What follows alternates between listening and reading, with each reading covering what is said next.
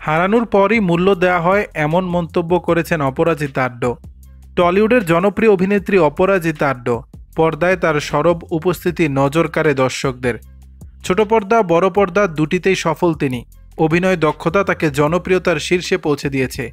তবে ইদানিং বারবার সেই চেনা ইমেজ ভেঙে চুরে একেবারে নতুনভাবে ধরা দিচ্ছেন। সামাজিক যোগাযোগ মাধ্যমেও বেশ সরব হয়েছেন তিনি। তার জীবনের নানা মুহূর্ত তুলে ধরেন ভক্তদের মাঝে।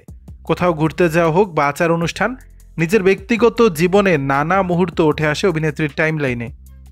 এদিকে এক পোস্ট দিয়ে অপরাজিতা লেখেন, জীবনে মূল্যবান কিছু অর্জন করা সবচেয়ে কঠিন কাজ নয়, এটাকে ধরে রাখা বড় পরীক্ষা।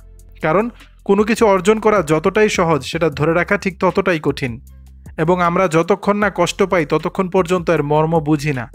মানুষ কোনো কিছু হারানোর পর বুঝতে পারে কতটা গুরুত্বপূর্ণ ছিল এই প্রাপ্তি। অপরাজিতার কথায়, হারানোর পরই হয়তো আমরা বুঝতে পারি আমাদের কি ছিল। প্রতিদিন আরও ভালো করে বুঝতে পারছি।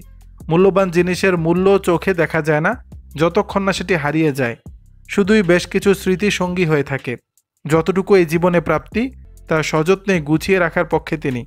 কিছু অতি মূল্যবান জিনিস কখনোই হেলাফেলা করা উচিত নয়। তার ভাষ্য, কোনো কিছুর প্রকৃত মূল্য তখনই বোঝা যায় যখন সেটি মন থেকে চাওয়া হয়।